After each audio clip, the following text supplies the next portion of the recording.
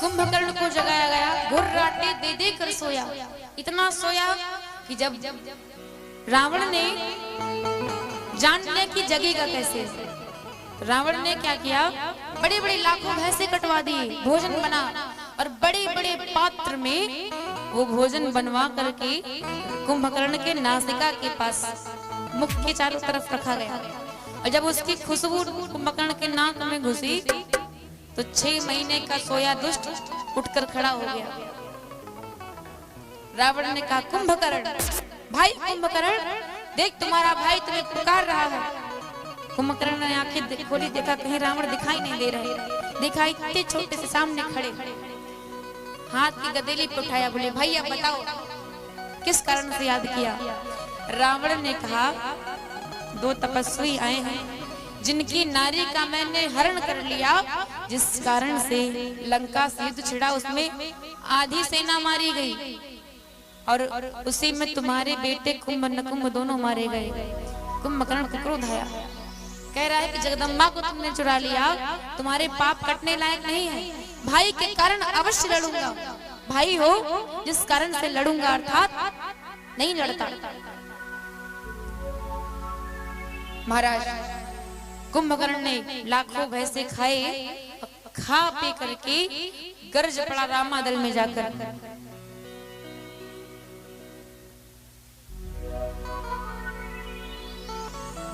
महाराज कुंभकर्ण युद्ध पहुंचा, युद्ध करने लगा, रावण से कह के गया है मैं जा तो रहा हूं लेकिन मैं अस्त्र शस्त्र का प्रयोग नहीं करूंगा, बस तुम्हारी तरफ से जा रहा हूं, योद्धा बनकर के कोई लड़ने आया है, लड़ूंगा नहीं, मैं लड़ नहीं सकता क्योंकि वो परम पिता परमात्मा है और उनकी पत्नी को अर्थात तुमने माता का हरण कर लिया।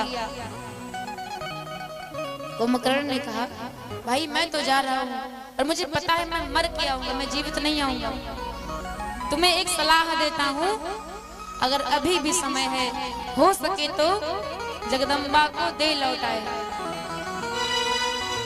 मां सीता को लौटा दीजिए और राम जी की शरण में चले जाओ। रावण ने कहा, भैया अब अगर मैं जानकी को लौटा भी दूं तो कोई मतलब नहीं है, क्यों? क्योंकि मेरे भाई बंधु हैं, मेरी जो सेना है लंका के वासी आधे से ज्यादा मर चुके हैं, अब जब मेरा परिवार ही नहीं रहेगा तो मैं जी करके क्या करूंगा। देखिए रामचरितमानस में मुझे हम आपको हर एक प्रसंग में ज्ञान मिलता, हर एक प्रसंग में, कोई भी प्रसंग हो, कहीं का भी कोई संवाद हो, बड़ा ज्ञान सिखाता है। रावण कहता है जब मेरे भाई लोग ही नहीं बचेंगे तो मैं अकेला लंका का सुख लेकर क्या करूंगा। और आज की सोच ये है कि आजकल के जो भाई बंधु होते हैं वो कहते हैं, यहू निकल जाए घर से, यहू हमारा हो जाए, यहू हमारा हो जाए। अरे कहीं कहीं तो सुनने में आता है कि घर के विवाद में भाई ने भाई को मार डाला, कहीं कहीं सुनने में आता है, न्यूज़पेपर तो रोज ही पढ़ते हैं सब लोग, तो अखबार में रोज नई नई सूचनाएं निकलती हैं, सुनने को मिलता है। कलयुग चल रहा है, बड़ा पाप होने लगा है, भाई भाई को देखना नहीं चाहता, माता पिता को भाई बहन देखना नहीं चाहते हैं। कब? जब माता पिता वृद्ध हो जाते हैं तो सबको भार लगने लगते हैं। किसी ने क्या खूब कहा, 4 घरों में बर्तन मांज कर पाल लेती है माँ 4 बेटों को, लेकिन उन 4 बेटों से एक माँ पाली नहीं जाती। ऐसा समय आ गया है, बंटवारा होता है जब घर में तो कहते हैं ये वाला घर 3 हिस्सा लगा, ये वाला घर हमारे हिस्से में, वो वाला घर उनके हिस्से में और वो वाला घर उनके हिस्से में, माँ बाप किसके हिस्से में, कोई लेना नहीं चाहता। ऐसा समय चल रहा है। और मानस हमें निज धर्म पर चलना सिखाते रोज रामायण, हमें निज धर्म पर चलना सिखाती रोज रामायण, सदा शुभ आचरण करना सिखाती रोज रामायण। सदा शुभ आचरण करना सिखाती रोज रामायण। हमें निज धर्म पर चलना सिखाती रोज रामायण।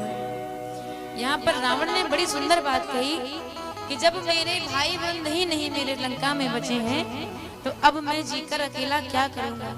ये सोने की लंका बिना मेरे परिवार के किसी काम लायक नहीं है। और मैं बताऊं, जितना आनंद आपको अपने परिवार के साथ आता है अकेले में नहीं आएगा। धन कमाना बड़ी बात नहीं है, पैसा कमाना बड़ी बात नहीं है, पूरे परिवार के संग बैठकर भोजन करना ये बड़ी बात है। कुंभकर्ण ने कहा, भाई मैं भाई होने के नाते जा रहा हूँ। भाई हो तुम अधर्म मार्ग पर चल पड़े हो तो मेरा कर्तव्य बनता है, मैं तुम्हें सलाह दे रहा हूँ कि भी माँ को लौटा दो।